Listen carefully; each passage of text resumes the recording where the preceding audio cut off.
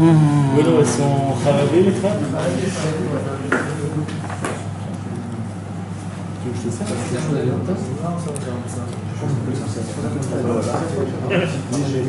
On va commencer Bezrat Hashem.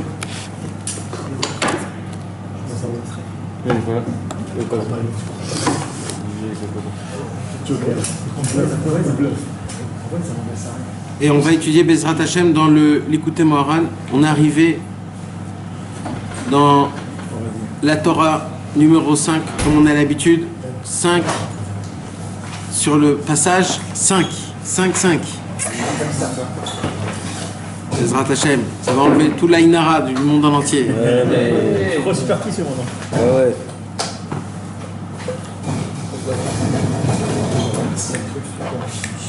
On avance Bezrat Hashem dans notre étude de Torah.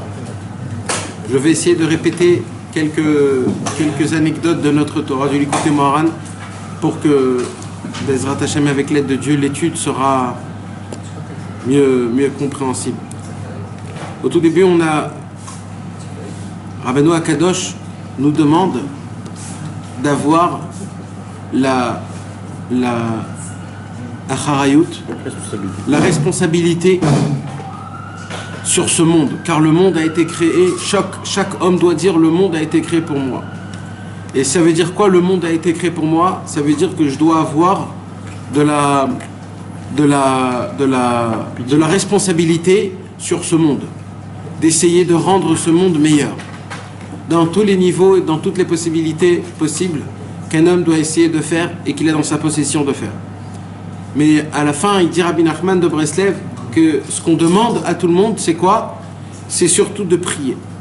Parce qu'il n'y a pas meilleur pour arranger ce monde que pour la prière. Et si on ne prie pas, c'est parce qu'on n'y croit pas dans notre prière, qu'une simple petite prière peut faire ce qu'elle doit faire dans le ciel et changer des mondes et des mondes et des mondes. Et malheureusement, comme on n'a pas cette émouna, alors à cause de ça, on ne prie pas. Si on aurait la émouna simple de quelques mots, qu'est-ce qu'elles font dans le ciel, ces paroles-là, on aurait prié. Alors il dit Rabbi Nachman, essayez quand même, faites des prières.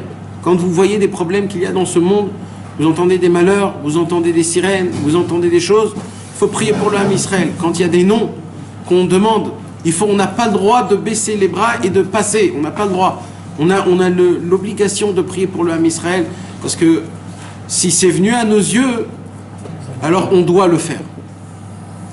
Maintenant, il dit Rabbi Nachman de Breslev, le problème c'est quoi?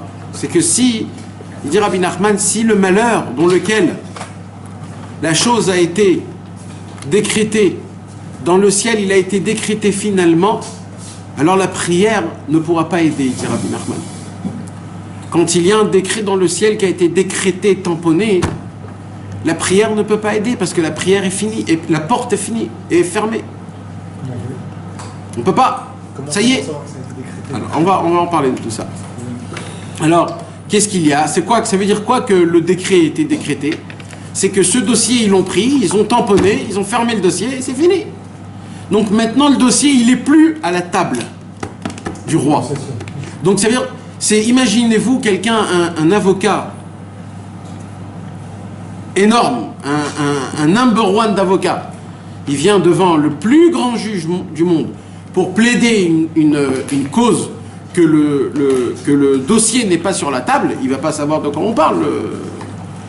Le dossier n'est pas ici, de quoi tu parles, qu'est-ce que tu es en train de faire? Donc, même une personne, quand elle prie, la porte elle est fermée, il dit Rabbi Nachman. Le dossier, ta prière ne doit pas arriver là où elle doit arriver. Alors comment on fait? Il dit Rabbi Nachman, comment on doit faire? Alors il dit Rabbi Nachman, pour ça, il faudrait prier une prière en habillant la prière, pas en mode prière, demande, supplication, mais en mode, en contournant la demande. Comme par exemple, un homme, il veut avoir des enfants, non, il veut se marier, et il ne sait pas, ça fait tellement longtemps qu'il prie, il se dit peut-être j'ai une xéra dans le ciel, peut-être ça a été décrété qu'il ne faut pas que je me marie. Alors comment tu dois prier? Il faut qu'il arrête de prier de amène-moi un zivoug, amène-moi un zivoug. Il faut qu'il prie, Hachem fait que j'ai des enfants. Alors quand il va prier Hachem fait que j'ai des enfants, Ça inclut dedans le mariage et sa femme. Normalement, on parle dans le normal. Oui, c'est normal, on ne vit pas dans Sodome et Gomorrhe. Ceux qui vivent dans Sodome et Gomorrhe, c'est une autre histoire. Mais c'est ça le Inyan. Le Inyan, c'est de prier. On a donné un deuxième exemple sur Yitzhak Avinu. Yitzhak Avinu, il a vu qu'il ne pouvait pas avoir d'enfants. Alors qu'est-ce qu'il a fait? Il a arrêté de prier d'avoir des enfants. Et il a dit à Hachem, à Kadosh Baruch Hu, fait que j'ai plein d'héritages à donner. Et grâce à ça, Kadosh Baruch Hu lui a donné et de la richesse et des enfants. Pourquoi? Il a contourné la prière. Rabbeinu, il appelle ça dans la Torah de faire de la prière une histoire. Pourquoi une histoire? Tu déguiser la prière. Pourquoi? Parce que ça peut se faire aussi, pas que en mode prière, même en mode racontant une histoire. Je vais vous donner un exemple. Je ne vous ai pas encore dit cet exemple. Un jour, un homme est venu chez Rabbi Israël et il a dit à Rabbi Israël, ma femme elle est en train d'accoucher et elle a énormément de complications. C'est très grave, il faut prier. Qu'est-ce qu'il a fait Rabbi Israël? Rabbi Israël il a dit ok, assis-toi. Assis-toi, t'as nulle part où aller, alors assis-toi, au moins reste ici un petit peu. Et lui, il était belachatz, comment ça se passe? À l'époque, il n'y avait pas de téléphone. Il n'y avait pas de téléphone, pas de WhatsApp, il n'y avait rien. Et donc on ne savait pas comment ça se passe, etc. Et petit à petit, Rabbi Israël, comme ça, petit à petit, il commence à développer une sorte de conversation, jusqu'à que Rabbi Israël commence à raconter comment sa fille Tzipora, elle est née. Et Rabbi Israël, il commence à raconter comment sa femme, elle avait perdu les os. Elle était à Tibériade. Et il n'y avait qu'une seule sage-femme à Tibériade. Et la sage-femme, ce soir-là, elle n'était pas à Tibériade. Et sa femme, elle est en train d'accoucher. Il n'y a pas de sage-femme à Tibériade. Et sa femme, elle commence à rentrer dans des complications. Rabbi Israël, il raconte. Un stress, un balagan. Il faut comprendre aussi que les femmes de l'époque, ce pas les mêmes qu'aujourd'hui. Ça veut dire qu'ils étaient un petit peu au courant même. Ça veut dire les femmes entre eux, ils savaient aussi. Mais on ne sait pas s'il y a des complications, on ne sait pas. Et Rabbi Israël, il dit, et moi, je ne savais pas quoi faire, je suis allé dans la forêt, il dit, et j'ai commencé à crier à Hachem, Hachem aide-moi. J'ai dit le psaume numéro 100, j'ai dit le psaume numéro 20, les psaumes qui sont la ségoula pour une Ledakala. Et j'ai prié à Hachem, je suis allé là-bas et j'ai vu que le matzav, il était le même. Et rien n'a changé. Il a dit, je suis reparti là-bas. Et là, je me suis renforcé dans des autres choses. Là-bas, je me suis renforcé dans les chants et dans les danses. J'ai frappé des mains, j'ai chanté, j'ai dansé pour essayer de radoucir les rigueurs. Parce qu'il dit Rabbi Nachman que quand un homme, il se met que dans la simcha malgré tout, et bien grâce à ça, il radoucit les rigueurs. Et il a dit, dès que je suis arrivé là-bas, l'accouchement a commencé. Il y a eu un commencement d'accouchement. Et là, il a vu Mamash. Et il est resté là-bas. Et Rabbi Israël, il a raconté que une sage-femme est venue. Et c'est cette sage-femme, elle s'appelait Tzipora. Et il dit, Rabbi Israël, cette sage-femme a fait des miracles. Elle a fait des miracles énormes jusqu'à que ma fille, elle est née. Et tellement sa femme, Rabbi Israël, était contente d'elle, ils l'ont appelée à son nom. Et c'est devenu Tzipora Kreuzer, la femme de Rabbi Israël. Et dès que Rabbi Israël, il a dit, eh Baruch Hashem, elle est née, alors Rabbi Israël, il est resté sur ce point de l'histoire et il a commencé à rentrer comme si que maintenant, il est 70 ans en arrière, dans la pièce, avec la sage-femme, et il a dit Mazal Tov, et il dit comme ça aux gens, il n'y avait personne. Mazal Tov, on a eu une petite fille, et un grand Pélé, il a commencé comme si il est dans la même histoire il y a 70 ans. Et à ce moment-là même, la femme de ce monsieur a accouché une fille. Et ils l'ont appelée aussi Tzipora. Maintenant, qu'est-ce qu'on voit? Nous, on n'est rien pour dire des choses, pour expliquer des choses. Mais on pourrait essayer de découvrir que Kanire Chazve Shalom, il y avait un décret sur cette femme. Et Rabbi Israël a vu qu'on ne peut pas prier une prière parce que la porte est fermée. Alors qu'est-ce qu'il a fait? Il a raconté une histoire. Vous savez, des fois, un message ne passe pas quand vous donnez une anecdote frais, sec et direct. Elle passe pas. Peut-être oui, peut-être non, je ne sais pas. Mais quand des fois tu habilles, tu racontes des histoires, tu essayes de contourner la chose, des fois ça passe encore meilleur.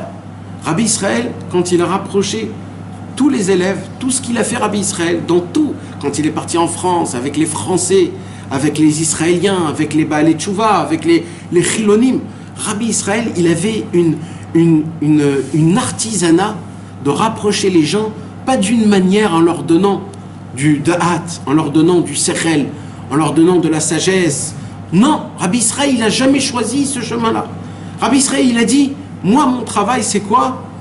C'est de leur raconter les effets que le tzaddik il fait dans ce monde. Comment il peut rendre un homme comme ça et le rendre comme ça? Comment un homme il peut aller contre le monde en entier, malgré que le monde lui dit il faut faire ça, et cet homme-là il va dire non, non, moi je fais comme c'est écrit dans la Torah, comme Rabbi Nachman me l'a dit, même que c'est à l'envers de ce monde. Et Rabbi Israël nous mettait l'eau à la bouche en nous racontant des histoires, comment il faisait avec son maître Rabbi Israël Cordonneur. Et celui qui avait la possibilité de détecter des fois la façon de comment Rabbi Israël y parlait, alors il avait grâce à ça un conseil. Mais un homme qui essayait d'être très extérieur, quand il voyait que Rabbi Israël y racontait des histoires, il ne comprenait pas le monsieur. Pourquoi il me raconte une histoire? Parce que des fois c'était difficile, tu t'attendais à une réponse tout simplement. Il faut faire quoi, Rabbi Israël? Il faut faire ça ou il faut faire ça? Rabbi Israël ne répondait pas à ce genre de questions. Ce n'est pas une question que normalement on doit poser, nous, un juif. On doit être tous en mode. On doit être tous en mode de recherche tout le temps, en recherchant ce feu qui brûle, qui s'appelle le tzaddik à Emet. C'est Rabbi Nachman de Breslev. Et Rabbeinu Akadosh, il nous dévoile ces choses-là à travers ses élèves et les élèves des élèves jusqu'à aujourd'hui, grâce aux livres, grâce aux élèves, et grâce à ça, on peut boire et goûter un tout petit peu. C'est quoi Be'emet, la vision du tzaddik? Vous savez, aujourd'hui, j'ai réfléchi à quelque chose. Normalement, mes amis, dans le monde d'aujourd'hui, un homme qui va apprendre un métier, un homme qui va apprendre une sagesse, qui veut devenir un avocat, un juge, ou un docteur, ou un architecte, aujourd'hui, tu vas dans une université, tu étudies ce que tu dois étudier, tu reçois un diplôme. Si tu arrives à faire tout ce qu'il faut, ton diplôme, il faut comme il faut. Et tu deviens la personne que tu es. Mais vous savez, mes amis, ce que je me suis dit, aujourd'hui, j'ai réfléchi à ça. Et vous savez que chez Rabbeinu, c'est pas comme ça. Chez Rabbeinu, c'est pas comme ça. Chez Rabbeinu, c'est un homme, il étudie toutes les Torahs du Likutei Moharan. Il étudie tout le Likutei Halachot. Il essaie d'étudier tous les livres de Rabbeinu et de Rabbi Nathan. Et il les connaît, les livres. Ça ne fait pas de lui un élève de Rabbi Nachman. Ça ne fait pas de lui un porte-parole de Rabbi Nachman. Il ne peut pas être le porte-parole de Rabbi Nachman. Parce que des centaines de fois, Rabbi Nathan, il a écrit dans Chayei Moharan, même ce que je vous écris, ce n'est pas une anecdote. Vous le savez pourquoi il dit Rabbi Nathan? Il dit parce que moi, j'ai vu les mouvements de Rabbi Nachman, les intonations, les remazim, comme on dit, les insinuations, les regards. Il dit Rabbi Nathan, il y avait plus dans les insinuations que dans les paroles. Et il dit, et ça ne peut pas se donner en intermédiaire. Alors il dit Rabbi Nathan, alors qu'est-ce qu'on fait? Alors il dit, il n'y a rien à faire. Alors il dit quoi? Alors il dit, je vais écrire un paquet de Torah de Rabbeinu, et ce qui rentrera, il rentrera. Et soyez contents de ce qui rentre, mais que personne ne croit qu'il peut prendre porte-parole de Rabbi Nachman. C'est pas parce que tu connais l'Likutei Moharan ou le Likutei Halachot à l'endroit et à l'envers. C'est pas parce que tu les as lus et tu les as étudiés que tu peux parler en son nom. Tu connais rien de lui. Personne ne connaît rien de Rabbeinu. Personne ne connaît c'est qui Rabbi Nachman de Breslev. L'homme le plus grand et le plus haut au monde, Rabbi Nathan. Rabbi Nathan, on le considère la lune devant le soleil. Rabbi Nachman, c'est le soleil qui éclaircit ce monde, qui donne la lumière, la force et le pouvoir d'avoir un espoir et de ne pas baisser les bras. Et Rabbi Nathan, qu'on appelle la lune de Rabbeinu, le projecteur du soleil, celui qui donne à 100% la lumière du soleil. Rabbi Nachman de Breslev, il a dit, tu ressembles à une plume sur mon manteau, que quand il y a un vent, la plume, elle s'en va, elle n'est plus là. Même Rabbi Nathan, il a écrit des dizaines de fois, il n'a pas écrit par humilité, il a écrit parce que c'est le Emet. Il a dit, personne au monde n'a aucune notion de ce que c'est Rabbi Nachman, de ce qu'il a écrit dans l'Likutei Moharan, dans c'est quoi sa grandeur, jusqu'à où il descend profondément. chaque parole qu'il dit, chaque mot qu'il dit. Un jour, Rabbi Nachman de Breslev, a béni un de ses chers élèves, Rabbi Aaron, le Rav de Breslev. Il lui a béni, il lui a dit, parce que je t'aime, je te bénis que 10 000 ans après la résurrection des morts, tu pourrais comprendre une simple parole de moi. C'est Rabbi Aaron qui a demandé ou c'est Rabbi? Une Sichat Choulin, mes amis. 10 000 ans après la résurrection des morts. Une Sichat Choulin, pas une Torah, pas une Mida du Sefer Hamidot, pas une Sicha du Sichot Haran, pas une Torah du Likutei Moharan, pas une histoire du Sipurim Masad, une Sichat Choulin, une parole, comment on pourrait dire ça? Une parole à vue d'œil nu qui n'a pas d'importance.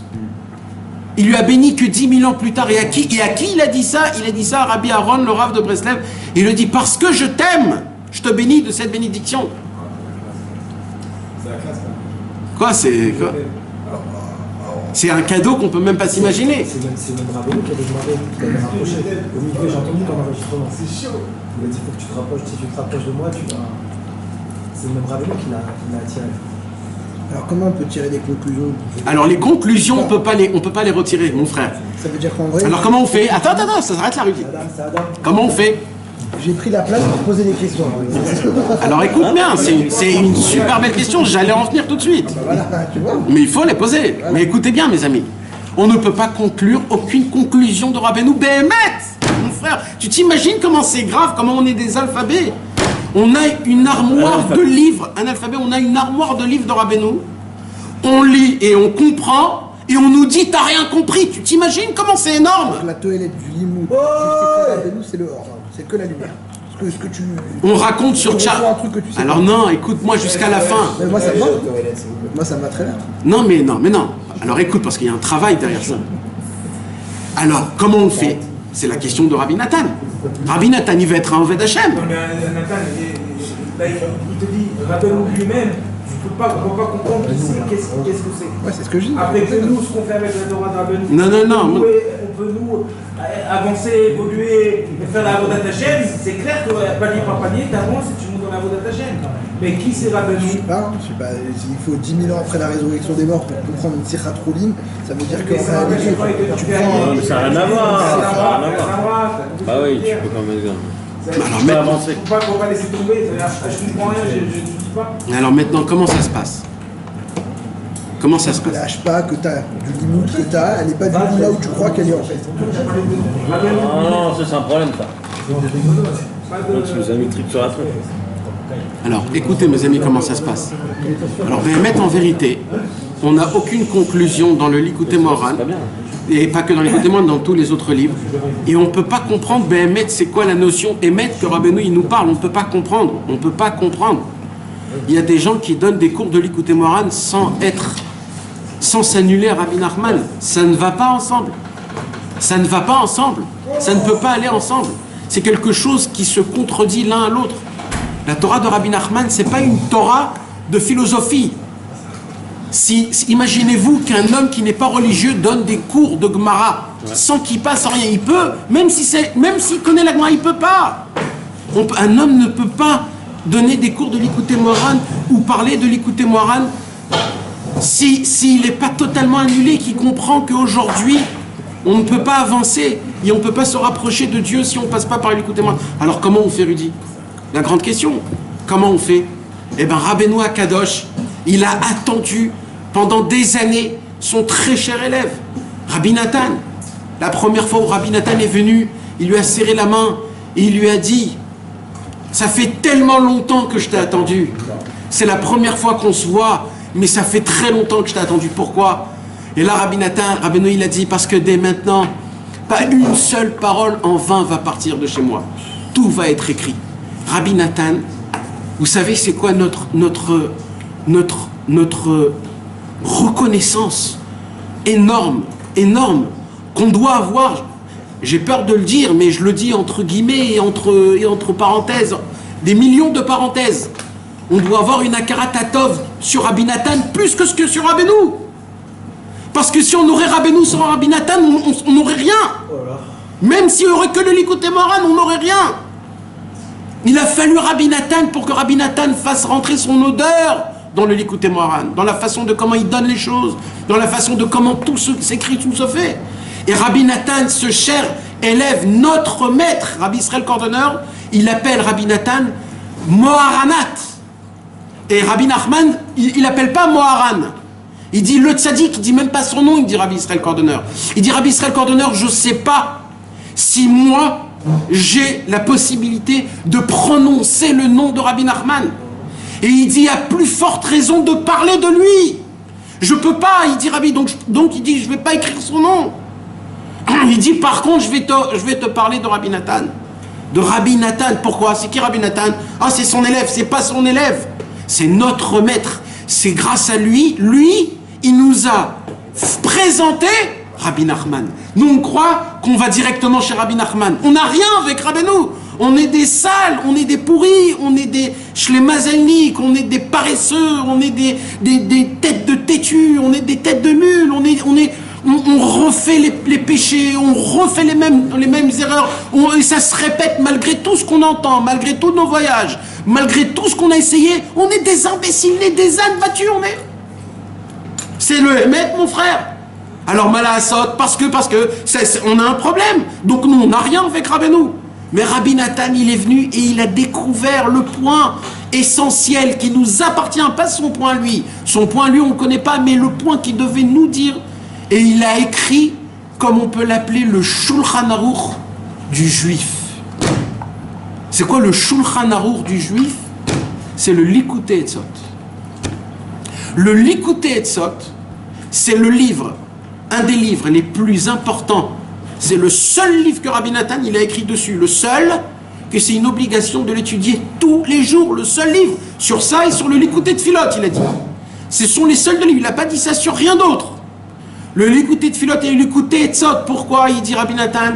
Il dit parce que le Likutei Etzot, c'est le concentré, c'est le sauf, c'est-à-dire c'est la maskana, comment on dit là? C'est pas exactement le mot conclusion, mais c'est pas le concentré, c'est le produit fini applicatoire pour appliquer la vraie volonté de Rabbeinu dans sa Torah. Ce sont les conseils les plus importants. Et il dit Rabbeinu, Rabbi Nathan, et il dit moi j'ai compris, et si j'ai compris, j'ai raison. Pourquoi? Parce que Rabbi Nachman a témoigné devant tous les élèves que moi j'ai compris plus que tous les autres. Mais ça ne veut pas dire que je l'ai compris lui, mais plus que les autres. Et c'est quoi que j'ai compris, dit Rabbi Nathan? C'est de comprendre que l'essentiel, c'est de faire descendre ces lumières. Chacun, il a l'obligation de les faire descendre dans sa propre vie, dans ses propres matzavim, situations. Si c'est dans des problèmes de shalom bayit, si c'est dans des problèmes de refoua, et chacun avec ses problèmes. Il est obligé de faire descendre pour que le tzaddik puisse te parler de là-bas.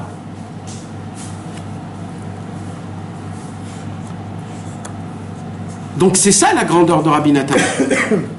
Sans Rabbi Nathan, on peut pas, donc nous on peut pas comprendre. Mais Rabbi Nathan nous a fait le travail. Il a compris pour nous le Likutei Moharan. Et il a écrit ce qu'il a compris. C'est pour ça qu'il faut étudier plus les livres de Rabbi Nathan que de Rabbi Nachman. Parce que le vrai date de Rabbeinu, il est plus dans les livres de Rabbi Nathan.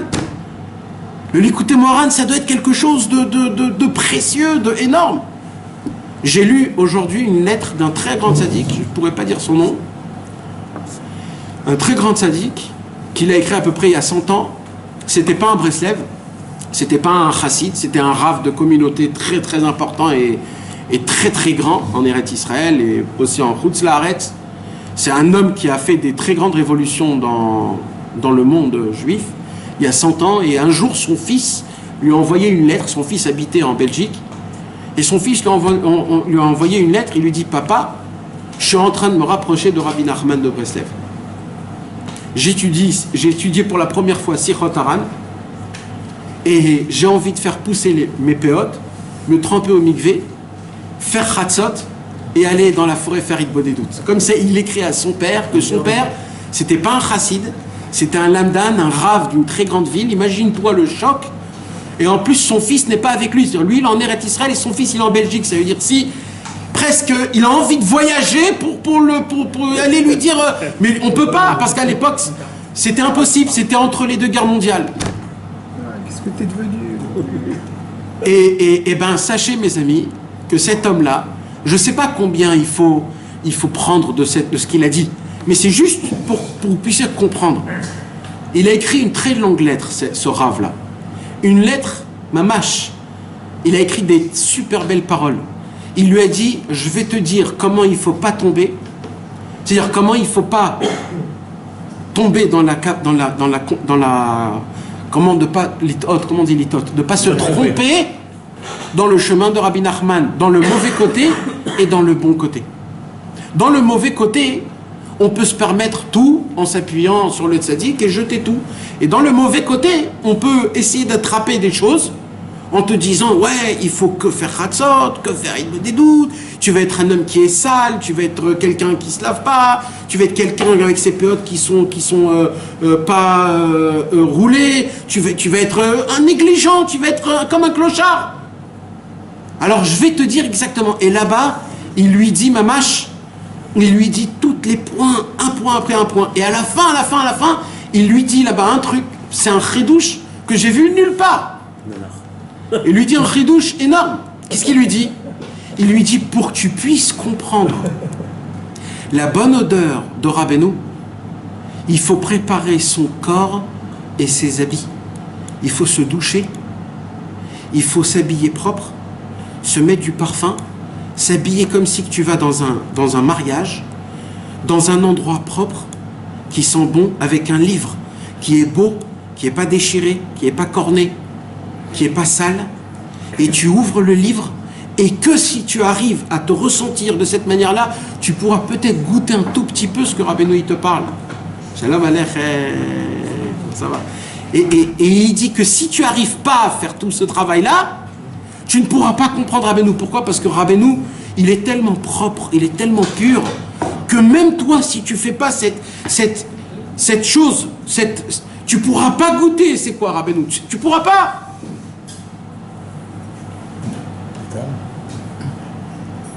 Comment tu comprends quand dit que Rabbi Nathan, c'est la première fois qu'il est venu chez Rabbeinu. Rabbeinu il raconte que s'il n'avait pas eu deux chandeliers. C'est parti. Ouais. Dans le monde chassidique, dans la Torah, je vais dire ça, il y a ce qu'on appelle le Kvod HaTorah. C'est quoi le Kvod HaTorah? C'est de respecter la Torah qu'un homme a étudiée. Pas respecter les actes, et les gens se trompent énormément dans ça. Ils sont mis de balbel, ils confondent entre les actes. On n'a pas le droit d'honorer ou de respecter quelqu'un par ses actes. On n'a pas le droit. On doit respecter quelqu'un, ou alors par la Torah qu'il a en lui, ou alors parce que c'est un juif tout simplement, ou un être humain tout simplement, mais pas par ses actes. Ses actes, nous on ne doit pas voir. Alors il y a des gens, qu'est-ce qu'ils vont faire? Parce qu'ils voient qu'il y a des grandes sadikim, lui il se lève Hatzot, lui il fait un jour il a fait comme ça, tu vas le respecter parce qu'il a fait ces choses-là. On n'a pas le droit, ça s'appelle du kavod qu'il faut donner que Hachem. Alors le vrai kavod c'est quoi? C'est de respecter quelqu'un, la Torah qu'il a en lui. Et à l'époque, vous savez que dans le Pirkei Avot il y a écrit, et c'est écrit dans Pirkei Avot de Rabbi Nathan, qu'en fonction du kavod que tu es mechabed, c'est-à-dire l'honneur que tu fais à la personne grâce à la Torah qu'il a en lui, en fonction de l'honneur que tu lui donnes, comme ça tu vas recevoir de la Torah. C'est écrit Mefourash, c'est un chazal, c'est écrit, c'est la Torah, c'est Pirkei Avot de Rabbi Nathan. Mefourash, c'est une braïta. En fonction du kavod. Pourquoi? Parce que Rabbeinu, il donne un exemple. Il dit, Rabbeinu, tu vas voir, à chaque fois dans le Zohar, quand Rabbi Shimon Bar Yochai, il dévoile des secrets, et à la fin il termine ces secrets, plein de fois c'est écrit comme ça. Les élèves, la Chevraya Kadisha, les amis, ça veut dire la Chaboura, comment on dit là, l'équipe de Rabbi Shimon Bar Yochai, ils disent comme ça, oh là là Rabbi Shimon, c'est quoi ces paroles? Si jamais on entendra des paroles comme ça jusqu'à la venue du Mashiach, merci que tu nous donnes des paroles comme ça. Il dit Rabbi Nachman, vous allez voir que tout de suite après, il y a écrit Patach Rabbi Shimon ve'amar. Encore une fois, Rabbi Shimon, il continue un nouveau chidouche. Makara. Pourquoi il continue? Tu as terminé ton cours.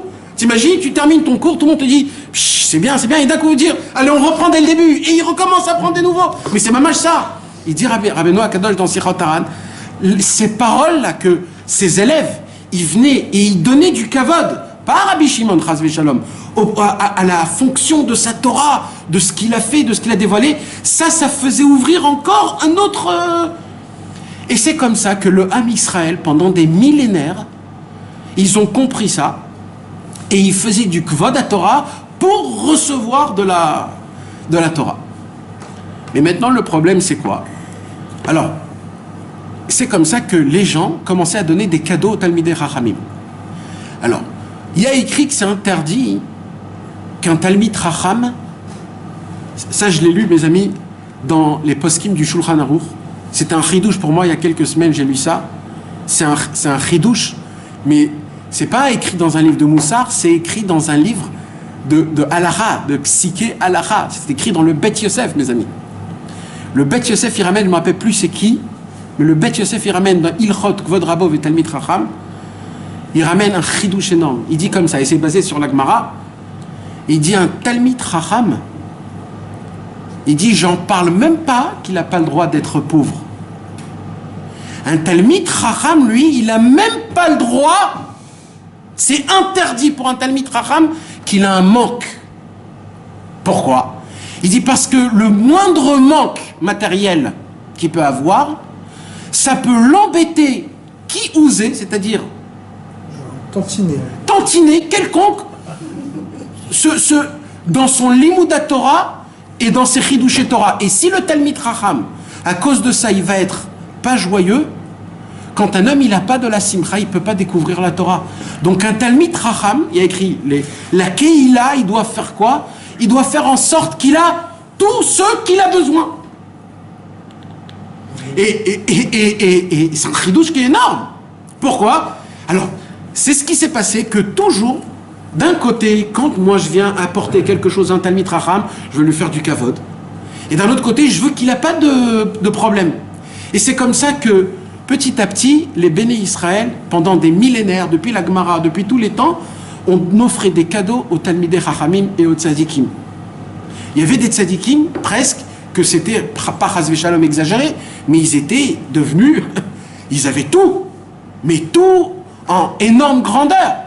Maintenant, par exemple, Rabbi Yehuda Anassi. Rabbi Yehuda Anassi, il avait une richesse que la Gemara, elle te raconte des choses que tu te poses des questions. Est-ce qu'il n'y a pas un peu d'exagération? Eh ben non. Mais vous savez ce qu'il a dit, Rabbi Yehuda Anassi? Il a dit Umeolam loneti afilu me'etz baktana. Il a dit c'est vrai que j'avais tout en or et en cuivre et en argent et du bronze partout et des lits. Il dit mais moi j'ai rien profité de tout ça. C'était chez moi, mais je n'ai pas profité. Je le recevais pourquoi? Pour faire honneur à la personne. Et c'est comme ça que les tzadikim et talmidei chachamim avaient des objets qui étaient importants, en argent. Et c'est devenu malheureusement, comme chaque chose, il y a du bien et du mal. Malheureusement, avec le temps, c'est devenu une... Comment on appelle ça en français? Un point de repère. Une échelle de valeur. Voilà. Maintenant, comment on voit un rave à l'époque? En fonction de comment c'est chez lui à la maison. Une belle maison avec des beaux kelim, comme on dit, des ustensiles. Et ça, c'est comme ça, il voyait. Ah, lui, c'est un grand, lui, c'est un petit. Malheureusement, c'est devenu comme ça. Rabbi Nathan, avant qu'il a connu Rabbi Nachman de Breslev, il était un petit peu aussi dans ça. Parce que tout le monde était dans ça. C'est quelque chose de normal. En fait, c'est Rabbi Nachman qui nous a enlevé ça. C'est le seul qui nous a parlé de combien il faut jeter ce monde, combien tout ça c'est rien, etc. C'est lui qui nous a parlé de ça. On n'en voit pas trop dans les autres. On voit que Vodat Torah, il faut avoir tout. Et Rabbeinu nous a dit qu'il faut tout jeter ça. Mais Rabbeinu, il avait 2 chandeliers en argent. D'ailleurs, c'est hyper nul. Parce que c'est quoi des chandeliers en argent? Presque chaque femme, elle a des chandeliers en argent. À l'époque, les Adumourim, les grands tzadikim, ils avaient des sceptres, ils avaient des habits en or. On raconte sur le Rav de Rougine qu'il avait des chaussures en or, le petit-fils du Maguid du Mezrich. On raconte que quand il marchait, quand il avait des chevaux, il avait 6 chevaux qui avaient des capes tout en or. Il avait des roues en or, c'était un truc de fou.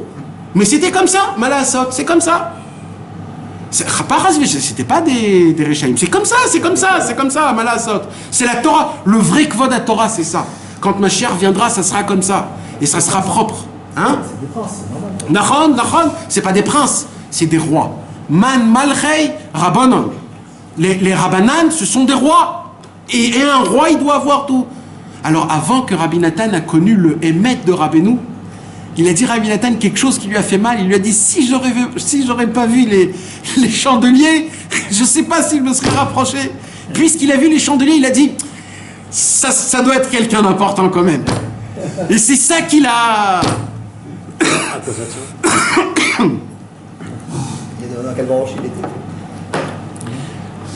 Pourquoi il n'avait pas plus que les Exactement, il n'avait pas plus que les chandeliers. Pourquoi il n'avait pas plus que les chandeliers? Rabbi Nachman, un jour, Rabbi Nachman, il s'est assis à sa table devant tous ses élèves. Et Rabbi Nachman, il était un petit peu peiné. Presque, il avait une larme dans ses yeux. Il regardait ses élèves et il a dit à ses élèves, je vous demande pardon. Tous ses élèves, ils étaient foudroyés de ça. Comment tu nous demandes pardon? Et Rabbi Nachman, il a dit, je vous ai rien donné. Chez tous les autres, l'Admour, il donne de l'argent, il donne des conseils dans le business, il donne des idées, comment faire des choses, il donne aussi des Torahs, des enseignements. Moi, je vous ai rien donné. Ni de l'argent, ni des rideaux, ni des chevaux, ni des conseils dans le business.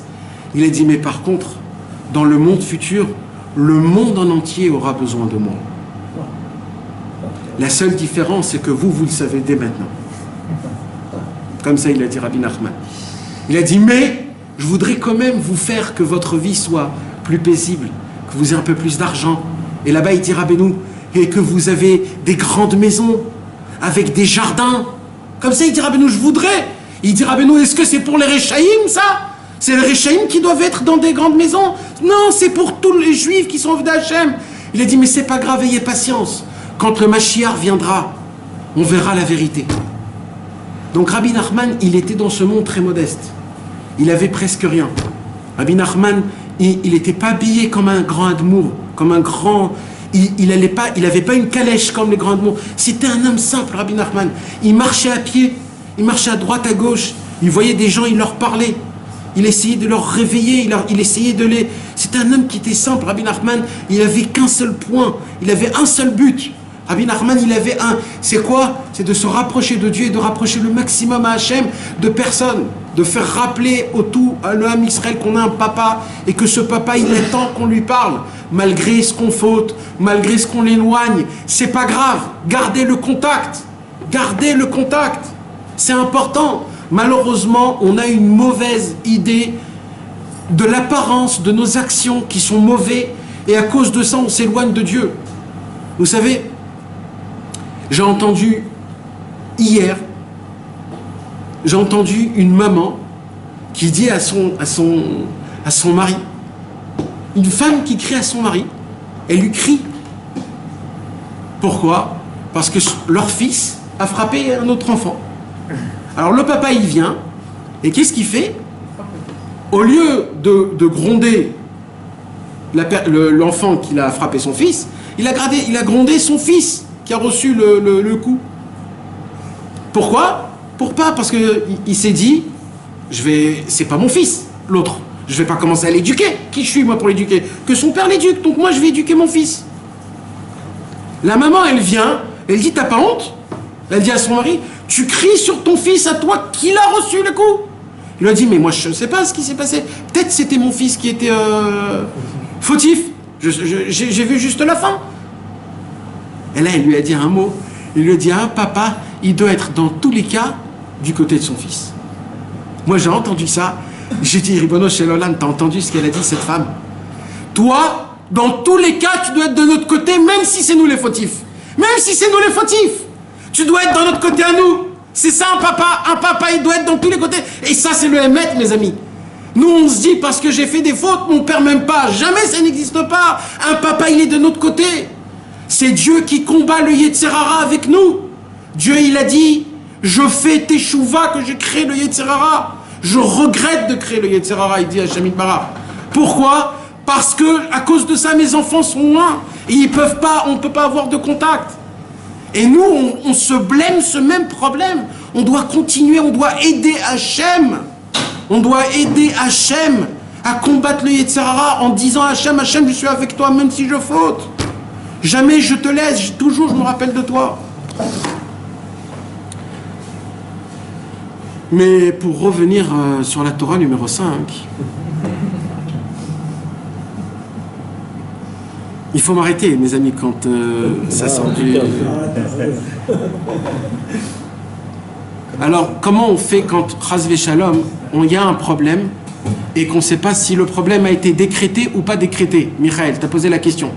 Comment on fait pour savoir si il y a eu de décret ou pas de décret? D'accord? Tu as posé cette question. Comment on fait? Comment on peut savoir? Toi aussi, tu as posé cette question. Alors, Rabbeinu nous apprend que on peut comprendre, Rabbeinu va nous donner une anecdote comme jamais il y a eu au monde, mes amis. C'est un truc de fou quand on y réfléchit. Rabbeinu nous dit, on va maintenant ressentir les sensations de Dieu. Je t'imagine ça, mes amis? C'est un truc de fou. Kadosh, Rabbeinu nous demande, ressens la sensation de Dieu. Mais de quoi tu me parles, Rabbeinu? Il dit, oui, je vais t'apprendre comment le faire. Et il dit, tu sais que quand tu vas appliquer une mitzvah, il me dit Rabbeinu, il faut que tu puisses atteindre un niveau, il dit Rabbeinu, que tu puisses faire la mitzvah avec une simcha tellement grande que tu es tellement content que tu fais cette mitzvah que tu vas demander à Hachem en récompense de cette mitzvah, Hachem, je veux pas que tu me donnes un cadeau, je veux que tu me donnes encore une fois d'appliquer cette mitzvah, tellement je suis content de faire cette mitzvah. Je veux pas de l'Olam Haba, je veux que mon Olam Haba, ça sera cette mitzvah-là. Et il dit Rabbeinu à Kadosh, et il dit, en fonction de comment tu vas ressentir cette joie, comme ça tu vas ressentir la sensation de Dieu. Est-ce que Dieu il est avec de la joie ou Dieu n'est pas avec de la joie? Si Dieu n'est pas avec de la joie, c'est qu'il y a eu un décret. Si tu fais la mitzvah avec joie, c'est que le décret n'a pas été décrété et tu peux continuer à prier normalement. Tout simplement. Mais il dit Rabbi Nachman, mais avant ça, il y a un problème, c'est quoi? Il dit, c'est que d'abord, l'homme ne peut pas être joyeux parce que son cœur, il est malheureusement tordu. Et la joie, elle vient d'où? Du cœur. Alors si le cœur est tordu, la joie n'est pas comme il faut. Comment on fait pour retordre le cœur, le remettre comme il faut? Il dit Rabbeinu, pour ça on a besoin du cerveau. On a besoin que le cerveau puisse, comment on pourrait dire, que le cerveau puisse rectifier le cœur. Il dit Rabbi Nachman, comment on fait? Tout simplement, il dit Rabbi Nachman, il faut que tu envoies le feu de ton cœur, parce que le cœur c'est du feu et le cerveau c'est de l'eau. Il faut que tu envoies un envoyé du cœur vers le cerveau en lui disant, cerveau, aide-moi s'il te plaît. Comment il dit Rabbeinu? Il dit, quand un homme il prie à voix haute en criant dans sa prière, il envoie un cri qui sort des poumons qui sont pile poil à côté du cœur. Les poumons envoient une voix énorme qui passe par le canet, c'est-à-dire par le tuyau qui est comme une flèche, qui transperce directement le cerveau. Et quand il transperce le cerveau, il crée, comme Rabbeinu l'appelle, un tonnerre. Comme il dit Rabbi Nachman, un éclair, c'est quoi? C'est comme le cri qu'un homme, il sort de ses poumons directement dans le cerveau. Il envoie un éclair, l'éclair rentre dans le nuage, que le nuage est rempli d'eau, il brise la grêle et il fait faire tomber de la pluie, et de ça se crée un tonnerre. Il dit, quand un homme il crie dans sa prière, il fait un résonnement dans son cerveau, et le raisonnement dans son cerveau crée un tonnerre, le tonnerre amène la pluie arrose le cœur devient parfait, et la simcha est parfaite. Il dit Rabbi Nachman, mais il y a encore quelque chose à rajouter. Il dit quoi? Il dit, il y a un problème. Il dit quoi? Il dit, des fois, un homme, il peut crier, mais ça ne transperce pas le cerveau. Ah, on a un problème. Comment on fait?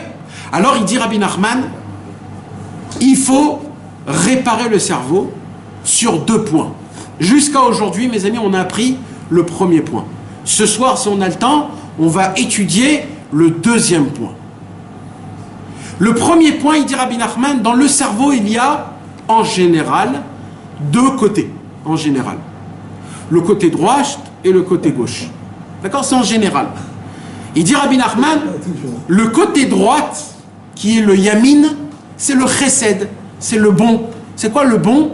C'est l'amour, c'est les bonnes choses. Et dans le côté gauche, c'est le smol. C'est quoi le smol? C'est les gvurot, c'est les rigueurs. Il dit Rabbi Nachman de Breslev, première chose qu'il faut réparer, c'est le côté gauche. Comment on répare le côté gauche? Il faut réparer les gvurot. C'est quoi les gvurot, mes amis? Les rigueurs. Vous vous rappelez de ça? Ou vous vous rappelez pas de ça? Les gvurot, c'est quoi, mes amis? C'est les rigueurs. C'est quoi les rigueurs dans le cerveau? Il dit Rabbi Nachman, c'est les mauvaises craintes.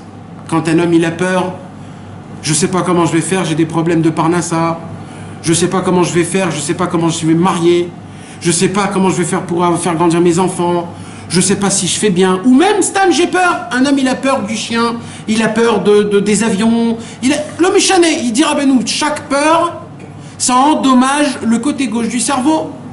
Maintenant, il continue, Rabbi Nachman, il dit pas que les peurs, il dit même les mauvaises pensées.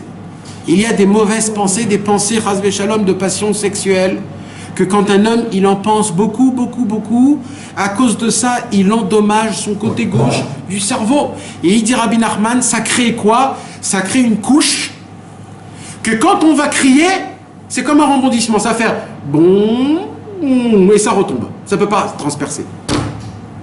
Et à cause de ça, je vais crier,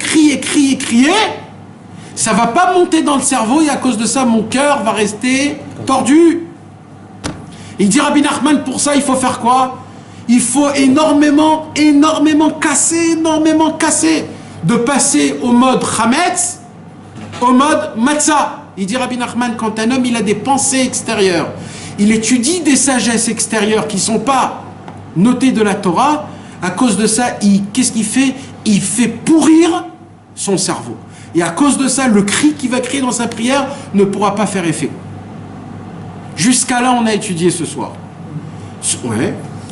En fait, ça veut dire quoi? Ça veut dire que nous, on a la possibilité de faire en sorte qu'on soit après ou avant le jugement. Parce qu'en vérité, si on arrive à faire comme ça transpercer, qu'on arrive à se rendre Bessimcha, ça veut dire que finalement, là-haut, on passe de après, on arrive à retourner avant le jugement. Tout ça, c'est pour ressentir la simcha, pour ressentir la sensation de Dieu. Mais si tu ressens la simcha, et après que tu ressens la sensation du Dieu, par rapport à ça, tu sais si c'est l'ifne xardin ou achar xardin.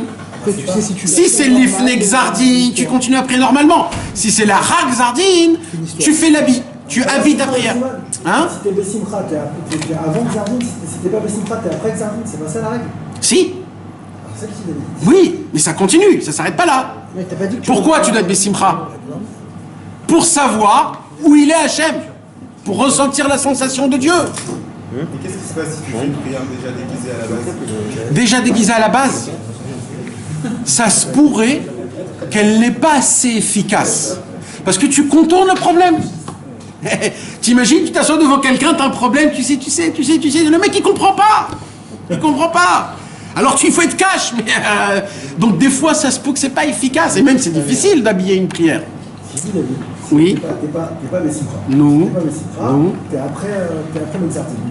Non. Faut bien t'as un cœur Dès que t'as fait tout ça, Non, avant d'avoir fait, ça compte rien. Ça compte rien. Il n'y a rien, il n'y a aucune existence. Ouais. Là, on te parle s'il a fait tout ça, et qu'après tout ça, il est Bessimcha, mais il sent que la simcha, comme il dit Rabbeinu, et Nabish Lemut, elle n'est pas parfaite. Là, il dit, ouais, il y a un problème, il y a un Xardine. Et dans le Xardine, il faut commencer à habiller. Vous avez compris, mes amis? Maintenant, mes amis, on va étudier le côté droite du cerveau. Juste avant. Et le dernier. C'est la simcha qu'il a quand il prie Non. sur la chose. Oui, hein? C'est la simcha qu'on a quand on prie sur la chose. C'est la Arkasha. Non, non, non. La simcha, quand tu appliques la mitzvah. Quand tu appliques la mitzvah, il faut que tu atteins. Oui, il faut que tu atteins. Non, mais Chané, il faut que tu atteins la simcha de la mitzvah elle-même. Maintenant, mes amis, je voulais dire un truc. Ah, comment on dit le mot en français? Isdaout. Identifier. S'identifier. Vous savez, mes amis, c'est quoi la simcha? C'est ça le problème. La simcha, c'est s'identifier. Parce que tant qu'il n'y a pas de simcha, alors t'es un homme qui applique. Mais la Torah, c'est la Torah et moi, c'est moi. Il n'y a pas de lien. Bon, je suis juif, je suis obligé de faire, alors je fais. Chaque matin, on met les téphilines. D'accord? Est-ce que, Béhémet, tu ressens quelque chose? Tu t'identifies avec les téphilines? Que toi et les téphilines, c'est comme un. Et si tu n'as pas mis les téphilines, c'est comme si tu n'as pas de tête. Tu le sens, ça? Malheureusement, non. Normalement, nos téphilines, c'est notre tête et notre cœur. Parce qu'on met un dans la tête et un en face du cœur. Si on ne ressent pas ça, c'est pour ça que le matin, quand on met les téphilines, on n'est pas bessimcha. Mais si tu sais, Béhémet, que les téphilines du roche, c'est pour réparer le roche. Les téphilines de la main, c'est pour réparer toutes les mauvaises passions du cœur. Et que en attachant les téphilines, parce que la mitzvah, c'est quoi? C'est pas de les mettre, c'est de l'attacher. Donc, c'est quand on fait la bracha, après la kshira, après l'attachement. C'est quoi le inyan d'attacher? C'est attacher le cerveau et le cœur en même temps, pour que les deux puissent fonctionner, pour qu'on puisse être bessimcha tout le temps. Toute la mitzvah, hein? Oh, bonne question. Juste termine. Et quand un homme, il sent que Béhémet, c'est ça sa neshama et c'est ça tout. Et dès qu'il se réveille le matin, il dit vite, mets tes filines, vite. Parce que sinon, j'ai pas de tête, j'ai pas de cœur. Et quand il les met, je me sens bien. Là, c'est la simcha. Ça, c'est la isdaout. C'est quoi la isdaout? Je m'identifie. C'est ce que Hachem, c'est ce que Rabbeinu nous demande. Je veux que vous vous identifiez. Pas vous êtes stam des juifs. Alors, à la main, on attache. À la tête, aujourd'hui, on n'attache pas. Mais en vérité, on attache la tête. Parce que le dalet qu'on met, il est posé, mais ça s'appelle une kshira. C'est ça le kesher. C'est un kesher quand même. Et à l'époque, avant Rashi et Rabbeinu Tam, c'était une mitzvah tous les matins de refaire le dalet et de le remettre sur la tête. Et c'était la shita de Rabbeinu Tam. Rabbeinu Tam, il était possèque que de mettre les téphilines, c'est d'attacher la main et d'attacher le dalet. C'est l'histoire, exactement. Mais c'est pour cela que comment aujourd'hui on attache les téphilines de la tête, écoutez bien, c'est une halakha que beaucoup de gens ne connaissent pas. C'est très très important que quand tu mets les téphilines, les hadek, comment on dit les hadek? Les hadek, agrafé, c'est pas le mot.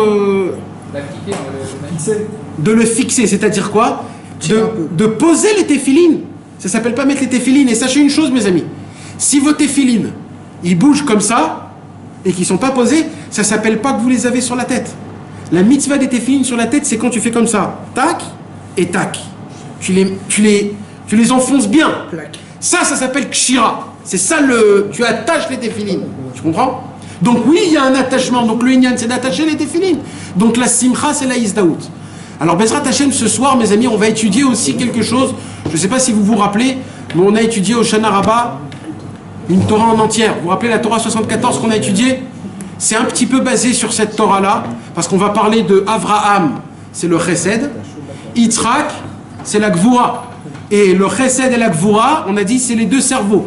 Avraham, c'est le Chesed, et Yitzhak, c'est la Gvura. Et Rabbeinu, il va nous parler de la racine du Chesed et la racine de Gvura, pour réparer les deux cerveaux, pour que quand on les répare, le cri puisse faire un raisonnement.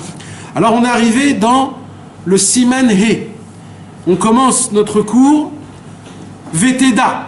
Et sache, Shetzarir, les Shatef, Agvurot, Barasadim, un chidouche que Rabbeinu il nous rapporte. Rabbi Nachman de Breslev, il nous dit quelque chose. C'est une base qui est écrite depuis le Zohar HaKadosh.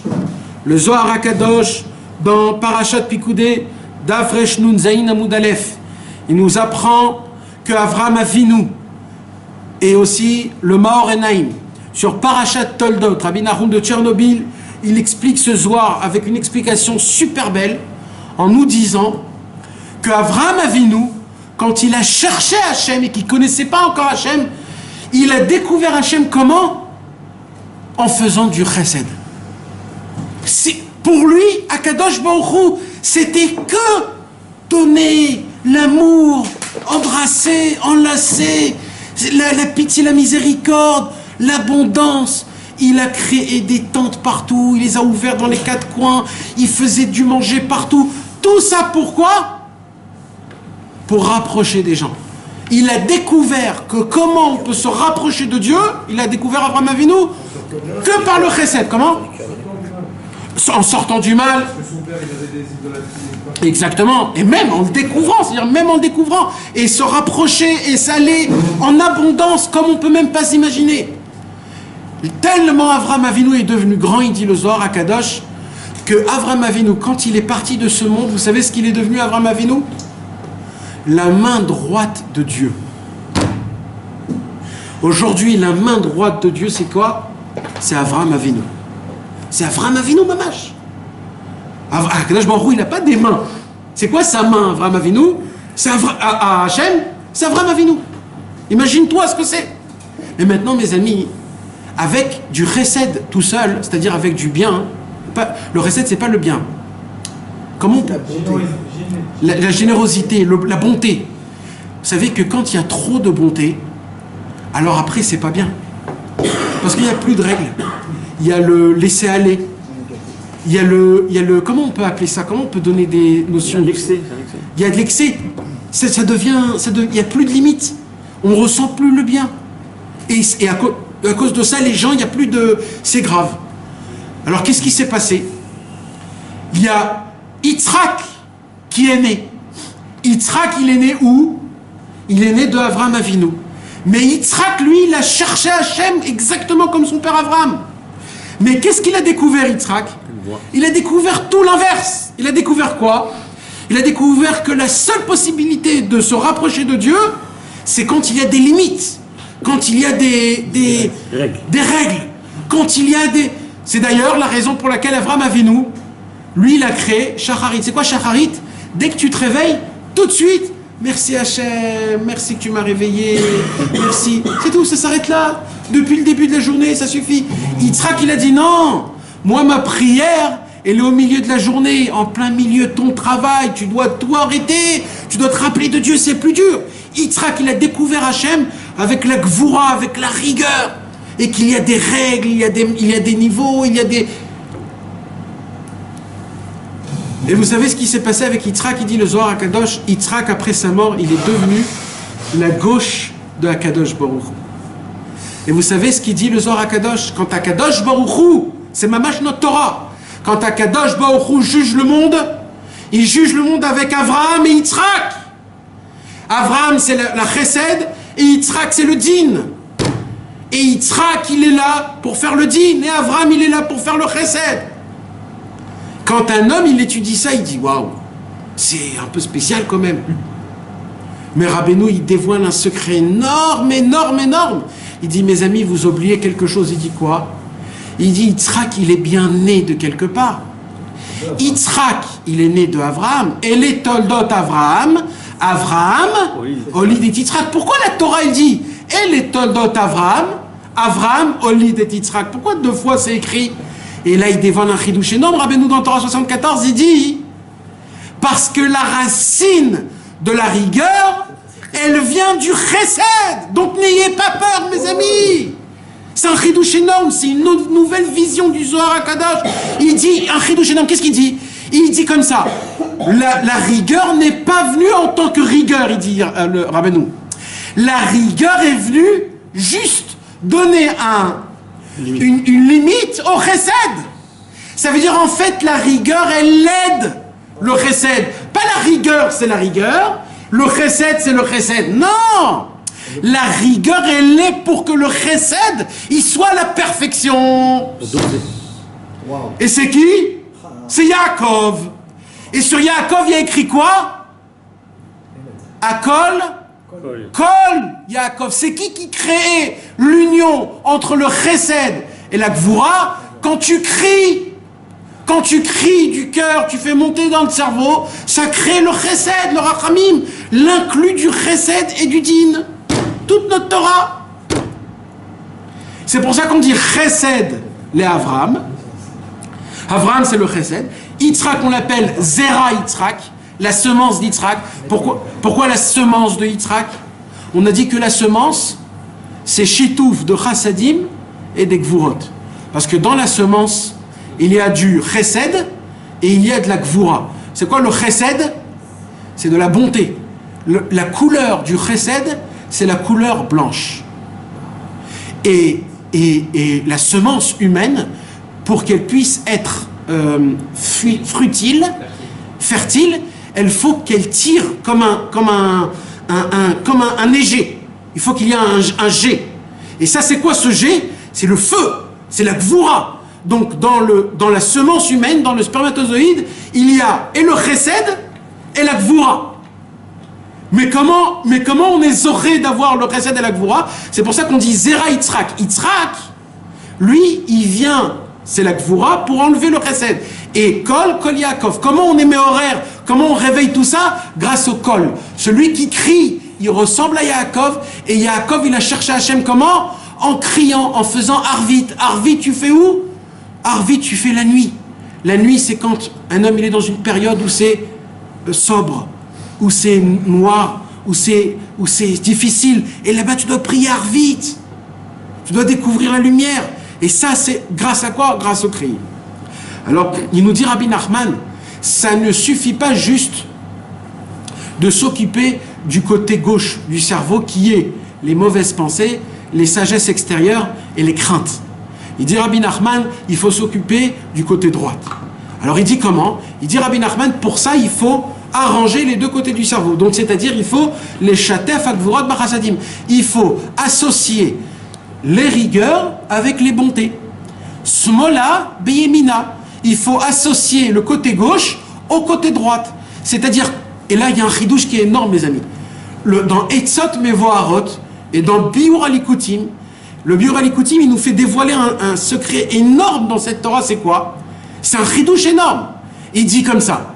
D'après ce que Rabbeinu nous dit, il dit comme ça. Là, Rabbeinu, il nous dit, un homme, il doit combattre les mauvaises pensées, les pensées extérieures et les craintes extérieures. Il dit, Rabbi Nachman, c'est très difficile de le faire. Comment on fait ça?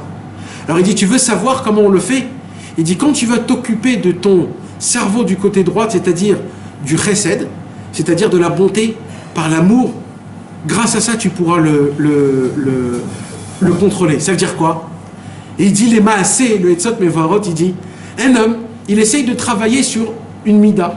Il essaye de s'occuper de quelque chose. Il essaye, par exemple, de se contrôler sur sa colère. Et il essaye d'étudier sur sa colère, et il étudie, et il se dit, Bezrat Hashem, je vais me prendre en main. Et il se met comme ça toute la journée, prêt à combattre la colère. Jusqu'à qu'il voit un moment où il se passe une situation qui va tomber en colère, il se met comme ça, doucement, il se contient, et à la fin il éclate et il se met en colère. Et là il se dit, mais comment? Alors il dit Rabbeinu un chidouche énorme, d'après le Biur Alikutim et le Etzot Mevoharot, c'est quoi? Il dit Rabbeinu, vous voulez savoir pourquoi il n'a pas gagné? Mes amis, c'est la réponse à notre service divin de tous les jours, parce que tous les jours ça nous arrive ça. Et il dit, tu veux savoir? Il dit Rabbeinu, pourquoi tu n'arriveras pas? Parce que tu n'as utilisé que les gvurot. Tu as utilisé que le feu. Tu n'as pas utilisé les deux, le chesed et la gvura. C'est quoi la gvura? C'est le feu. C'est quoi le feu? C'est la hitgabrout. Comment on dit la hitgabrout? C'est le renforcement, mais du feu. Ça veut dire tu te combats. Et le mec, il se crispe. Il dit, je suis en combat, je suis en combat, je suis en combat. Et il se met comme ça, et il dit, non, non. Là, il dit, Rabbeinu, là, t'es en mode gvura. Et tu sais ce qui se passe? Il dit, Rabbeinu, le feu qu'il y a en toi, en fait, que tu veux combattre, tu l'attises et il va te brûler. Et comment il va te brûler? Tu vas tomber. Il dit, Rabbeinu, alors qu'est-ce qu'il faut faire? Alors il dit, pour ça, il faut utiliser le côté droit. C'est quoi le côté droit? C'est le chesed. C'est quoi la racine du chesed? C'est l'amour. C'est quoi l'amour? C'est la simcha. Et il dit, tu vas faire quoi pour gagner ta mida? Tu vas commencer avec des simcha. Merci Hachem Midbarar. Jusqu'à maintenant, j'étais pas en colère. Et j'ai tenu 3 minutes à pas être en colère. Toda Rabba Hachem Midbarar. Il dit, Rabbeinu, le fait est qu'un homme, il est besimcha. Qu'est-ce qu'il fait? D'un côté, il fait la gvura. De l'autre côté, il fait le chesed. Au moment où il fait les deux, il y a le kol Yaakov qui vient et le cœur il est parfait et l'application elle est là. Et il dit un homme, il veut garder son brit. Un homme il veut garder son brit. Il a des mauvaises pensées, il regarde des mauvaises choses, etc. etc. Alors qu'est-ce qu'il va faire? Il va prendre des livres qui veulent lui parler de quoi? Il va lui faire très peur. Si on fait ça, il va t'arriver ça. Et s'il fait ça, il va t'arriver ça.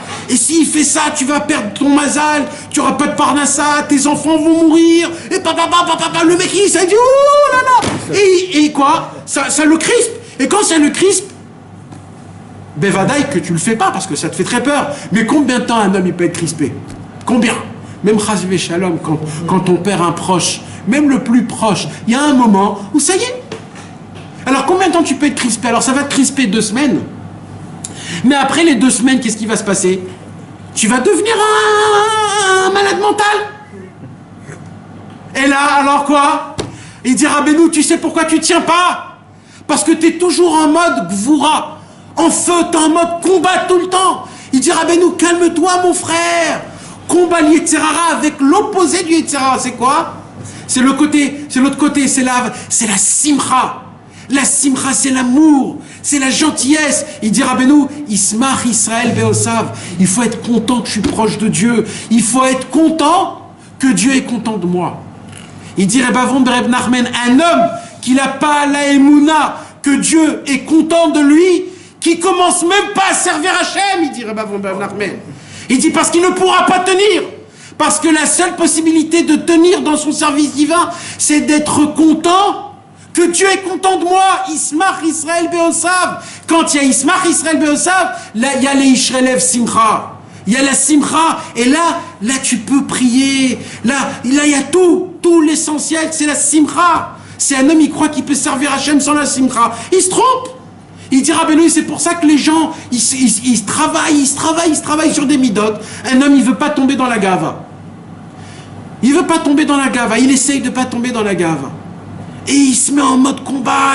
C'est très bien, il faut la gvura. Mais il ne faut pas que ça s'arrête à la gvura. Il faut qu'en même temps, il y a le chesed. Il faut qu'en même temps, il y a l'amour. Il faut qu'il y ait la simcha. Il faut le contentement. Quand il y a les deux en même temps, ça crée la chose. Et grâce à ça, la personne, elle ne tombe pas dans la gava. Il dit Rabbeinu, un homme qui est joyeux, il ne peut pas tomber dans les passions sexuelles. Il ne peut pas. Ça ne marche pas ensemble. Ça ne marche pas ensemble. Un homme qui est Bessimcha, il ne peut pas tomber dans la Tavat Niouf. Il voit la Tavat Niouf, il la crache dessus, il dit, mais si tu ne me parles même pas. C'est Hachem qui le protège lui-même. Mais c'est Hachem qui lui protège lui-même. Donc quand un homme il tombe, c'est parce qu'il n'a pas de la Simcha, il peut se mettre en mode combattant, commando des armées de je ne sais pas où, il tombera quand même. Et pourquoi il tombera? Parce qu'il n'est pas Bessimcha.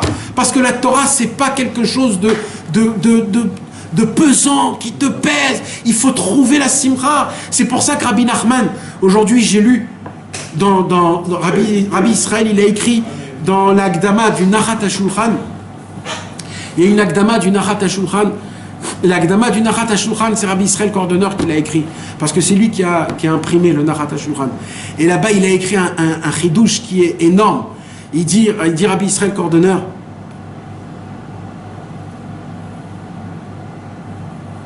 j'ai oublié.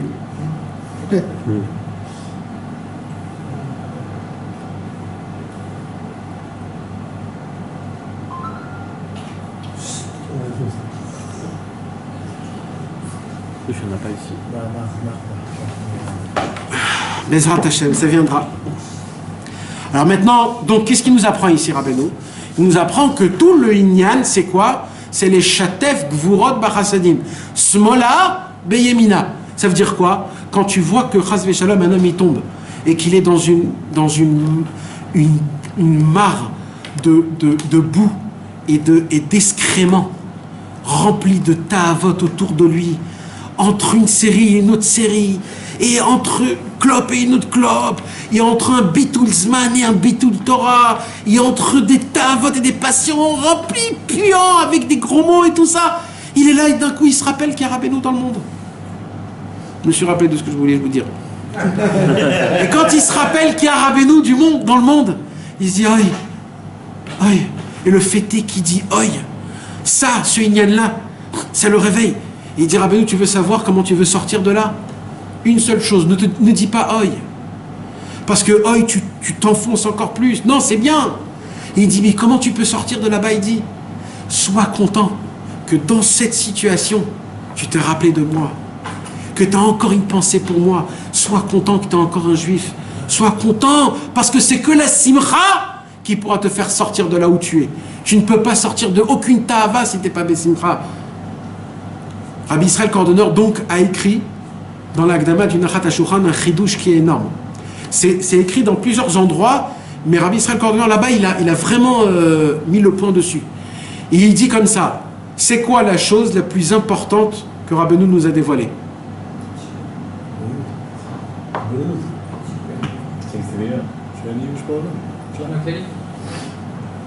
Pas l'idée, la chose.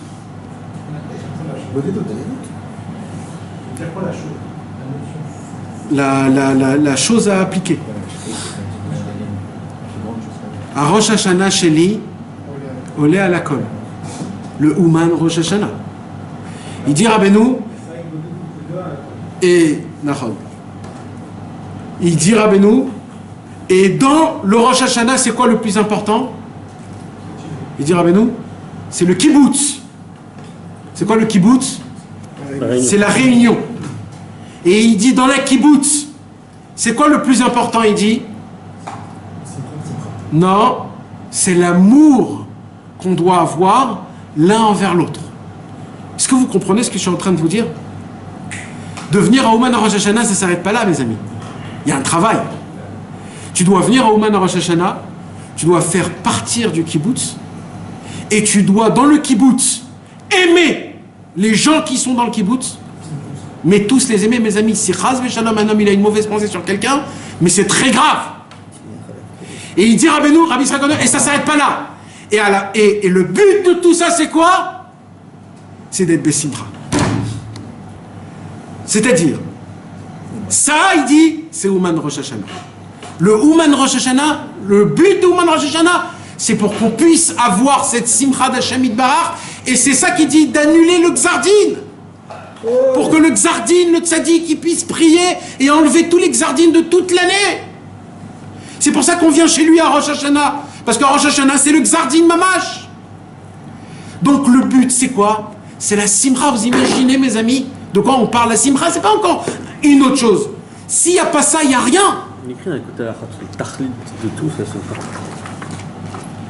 Comme c'est écrit, il dit Rabbeinu Akadosh, Bigvurot, Yesha Yemino. Et là, on apprend, c'est quoi Bigvurot, Yesha Yemino? Bigvurot, c'est-à-dire dans la rigueur, Yesha Yemino. C'est quoi la délivrance de la rigueur? C'est la droite. C'est quoi la droite? Le chesed. C'est-à-dire, comment la rigueur a une présence? Grâce au chesed. C'est-à-dire que la rigueur n'est pas en tant que rigueur toute seule. La rigueur, elle est pour aider le chesed. Ça veut dire que la rigueur, en fait, c'est l'aide du chesed. C'est énorme. Donc, en fait, même la rigueur, c'est du chesed. C'est un ridouche de Rabbeinu. Ki karit galut al yedei chasadim. Comment on dévoile Dieu? Par le chesed. Comment? Ki karit galut al yedei chasadim. Vous savez qu'il y a 10 sphirot. Keter Chorma Bina, après à Chesed Gvurah Tiferet, Netzach Hod Yesod Malchut. Jamais on parle de Keter Chorma Bina, parce que c'est très élevé. Alors de quoi on commence à parler? De Chesed. Donc, c'est quoi la première mida qu'on dévoile Dieu? Chesed. Donc, Ikar, idgalout alida chassadim. Et de là, Rabbeinu, il nous apprend quoi? Que comment on arrive à dévoiler le cœur? Grâce au chesed.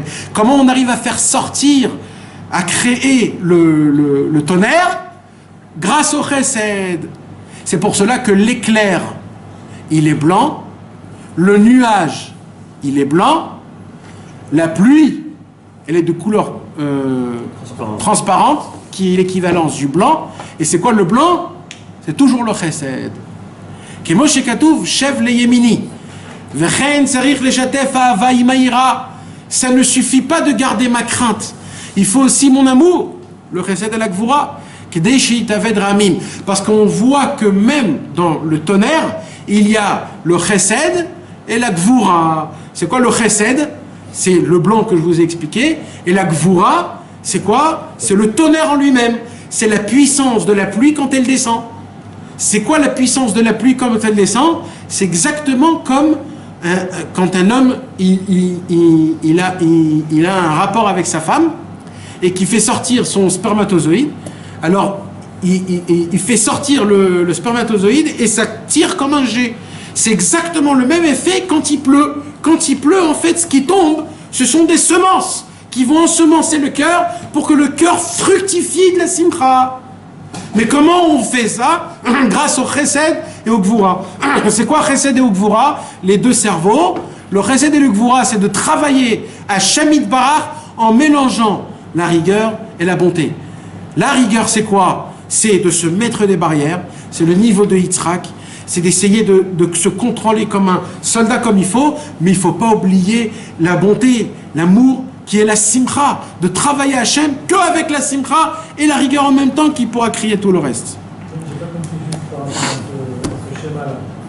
Quand tu dis de travailler ensemble, ça veut dire au même instant, comme tu as dit... Non, ça commence d'abord par la gvura, comme Rabbeinu l'a dit dans l'Écoute Moharan, parce qu'au tout début, chas v'shalom, quand un homme il descend en très grande vitesse, alors quand il doit arrêter une vitesse, il faut qu'il emploie beaucoup plus de puissance que si c'est quelque chose de... Donc, la première chose pour arrêter le mal, c'est la gvura. Il faut du feu, il faut de la force, il faut être gibor. Pour donner un cadre aux choses, une direct aux choses. Au début, il faut de la gvura. Et après, imaginons dans l'exemple que tu as donné, que ce soit la colère ou... L'homme échané. Alors, comment ça l'expression du chesed, comment ça vient... Non, c'est l'avdafka qui est en parallèle avec le inyan. Okay. C'est juste une inyan de simcha. C'est la simcha d'appliquer les choses, la simcha d'être un juif. C'est rien que le inyan de la simcha, même aucun rapport à la... C'est pas un qui va avec l'autre. C'est juste le inyan que dans ce travail-là, tu dois emmener de la simcha. C'est la façon de l'appliquer. Chaque seconde que j'arrive à garder, je dois être bessimcha. Je suis bessimcha que birlad, j'ai envie de me travailler dessus. C'est juste ça. Quand tu mélanges les deux choses, alors grâce à ça, tu crées le bébé. Meilleur chesed. Ça s'appelle le date, exactement. Le chesed, c'est quoi? C'est de s'encourager, en fait. Le chesed, c'est la simcha. La simcha, c'est la isdaout. Mais tu vas te forcer un petit peu au début pour après être vraiment... Oui, oui. Dans tout, il faut se forcer. Kedeshi taved re'amim, pour que grâce à ça, on puisse créer tout ce qu'on vient d'expliquer, mes amis. En fait, Rabbeinu nous explique comment créer le tonnerre. Jusqu'à maintenant, on a étudié...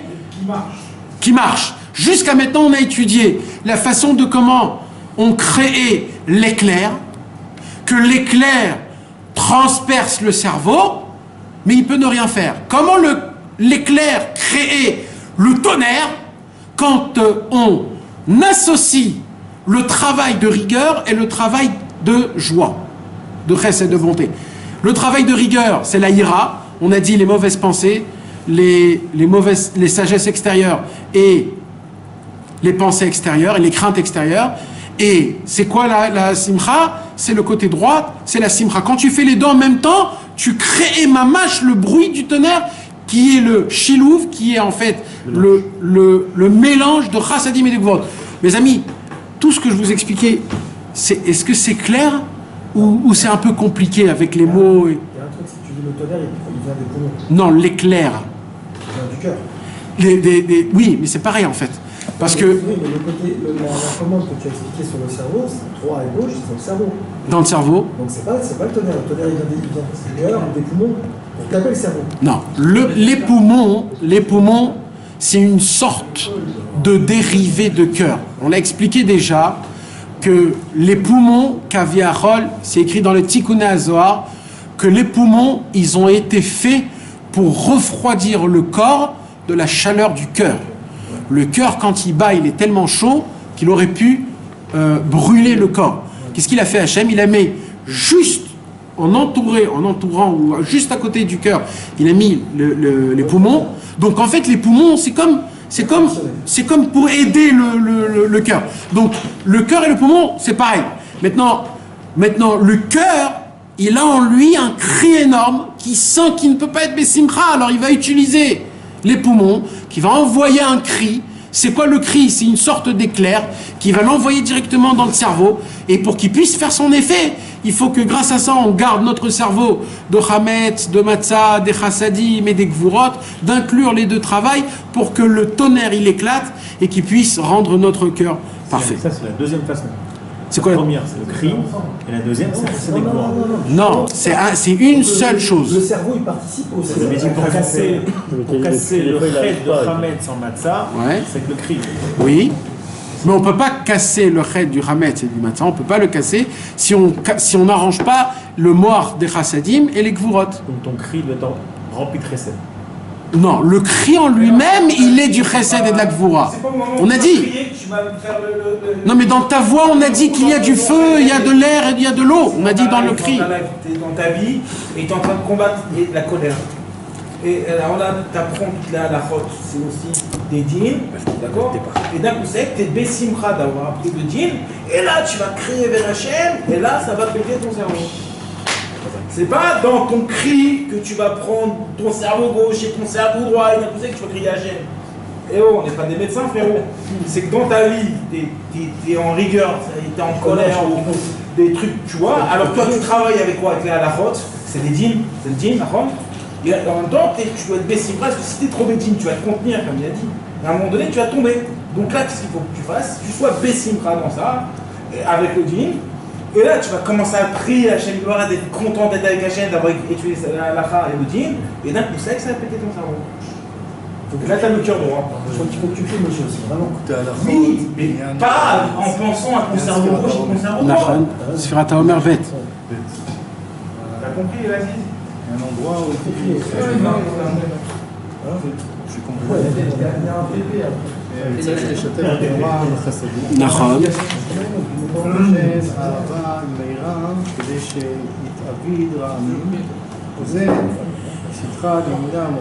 Chivarak et Kaspa.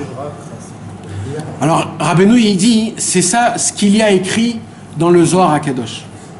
Dans le Tikkun HaZohar, il y a écrit que le cerveau du côté droite, il est blanc comme de l'argent. Mocha, le cerveau, Chivara, il est blanc, Kekaspa, comme de l'argent. Alors dans le Tikkun HaZohar, il y a écrit que ça.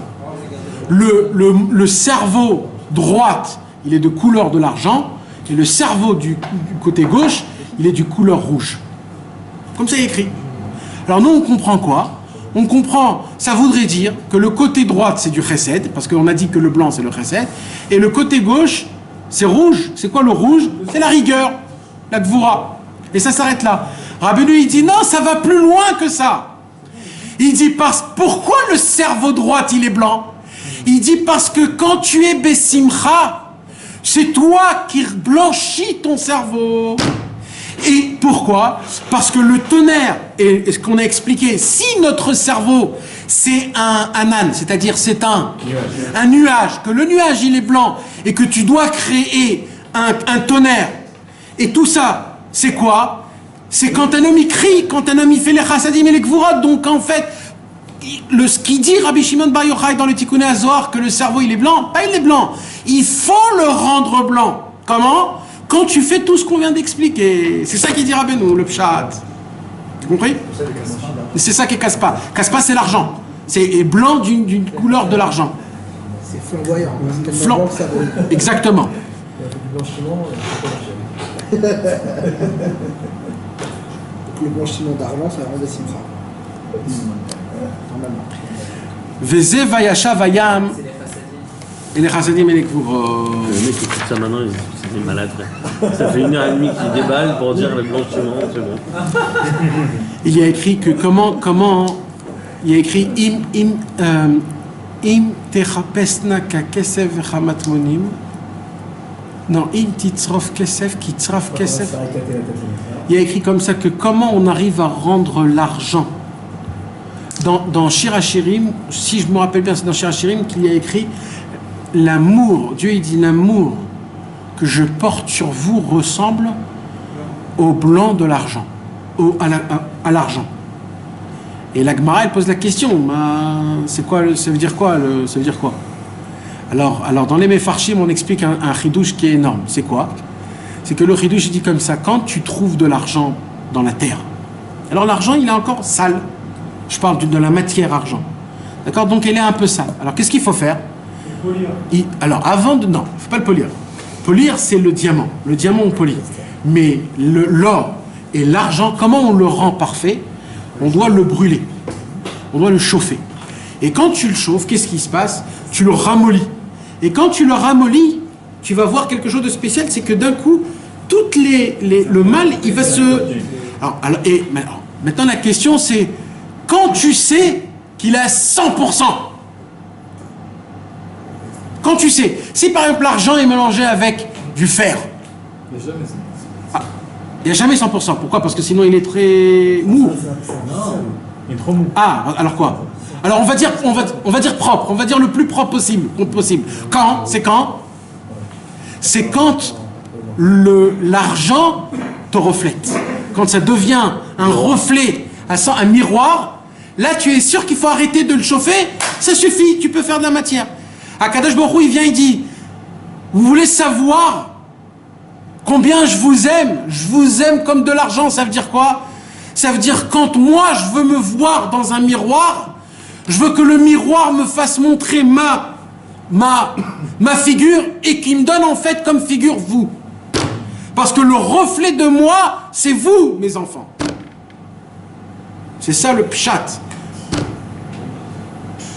Que Dieu nous aide, qu'on puisse se rappeler de ça et d'être content et d'avancer toute notre vie, Bezrat Hashem. Amen. Zako. Oh